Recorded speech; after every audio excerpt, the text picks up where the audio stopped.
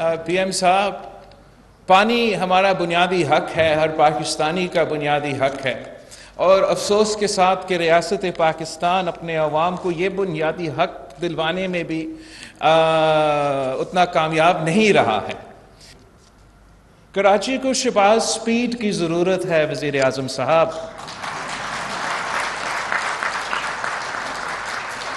कराची एक ऐसा शहर है पीएम साहब कि ये शहर इस मुल्क की कोहिनूर है। जैसे गवर्नर साहब ने कहा कि अगर हम तवज्जो दें इस एक शहर को, उस तरीके से हम तवज्जो दें तो हम IMF को भूल सकते हैं, अपने तमाम मसले को भूल सकते हैं। हर शहरी का एक ही मुतालबा है कि हमें पानी दो। मैं इस मुल्क का वजीर खारजा हूं वजीर आज़म साहब, मैं टैंकर से पानी लेता हूं, खरीदता हूं। तो ये अब इंशाअल्लाह ताला, और ये मसले अगर हम आपस में लड़ रहे होते तो शायद हम इनका हल नहीं निकाल सकते। इस सूबा में और शायद दूसरे सूबे में भी ऐसे हैं कि अगर एक इदारा सबसे अनपॉपुलर इदारा है अवाम में, वो अफसोस के साथ हमारा वापडा का इदारा है। और आपको अब मेरे सामने मेरे MPs हैं, मेरे MNAs हैं, हम अपने इलाके में नहीं जा सकते और वापडा का तो हम जवाब नहीं दे सकते। तो आपको रिक्वेस्ट है कि आप, खुशी शाह साहब भी है और दस्तगीर साहब अगर आ सके और हमारा कुछ मसाइल को एड्रेस कर सके तो हमें आसान होगा कि हम फिर अपने अवाम को जवाब दे सके। शायद शिराजी साहब को जानते हैं, आपके सामने नज़र आ रहा होगा।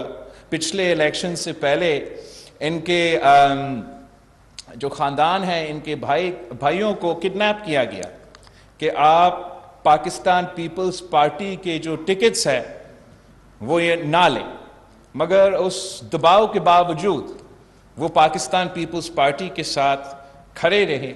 और मैं समझता हूँ ख़ास तौर आजकल जब हम टीवी देखते हैं, वैसे पहले से पता था कि इनका गर्मी में खराबी होता था, मगर अब जो है वो नज़र आ रहा है।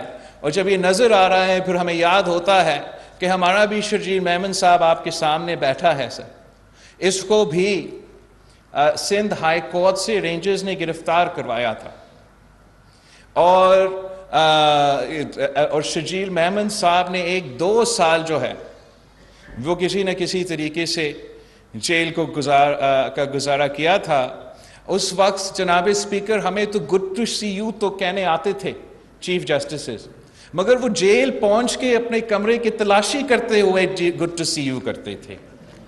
ये दिन भी वज़ीर आज़म साहब हमने देखे हैं। अगर मैं इस कमरा में एक करते होते जाऊं तो काफ़ी ज़्यादा लोग मौजूद हैं जो मुश्किलात का बर्दाश्त करते हुए, ख़ास तौर मेरे MQM के जो भी दोस्त यहाँ मौजूद हैं, जिस तरीके से और जिस अंदाज से, इसलिए कि उन्होंने जमहूरियत के साथ खड़ा होना चाहा और जमहूरी जमातों के साथ खड़ा होना चाहा, और इस कठपुतली के साथ वो नहीं जाना चाह रहे थे।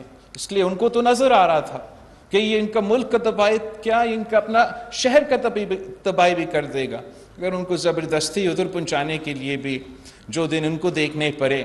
हम तो नहीं चाहते हैं, हम तो ये भी नहीं चाहते हैं कि हमारा मुखालिफ भी ये दिन देखे, किसी को भी इस किस्म का दिन नहीं देखना चाहिए। मगर जो मई 9 के वाक़यात थे, वज़ीर आज़म साहब आप गवाह हो, हम 1 साल हुकूमत में साथ रहे हैं।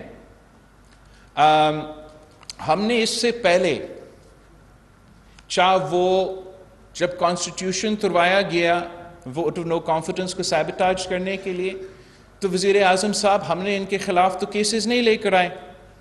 ऐसे तासुर हम नहीं देना चाह रहे थे कि हम सियासी इंतकाम कर रहे हैं। जब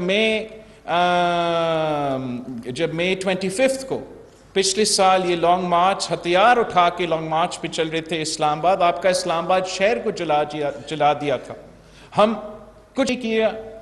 ये सब लोग कहेंगे कि हम सियासी इंतकाम कर रहे हैं। वजीर आजम साहब, आप तो कब से इनको बैन कर सकते थे। फॉरेन फंडिंग केस का तो फैसला आ चुका है, उसके बाद आपके पास आज भी इख्तियार है, मगर हमने ये नहीं किया, इसलिए हमने बुरा रवैया नहीं डालना था, हमने ये इंप्रेशन नहीं देना था कि हम सियासी इंतकाम में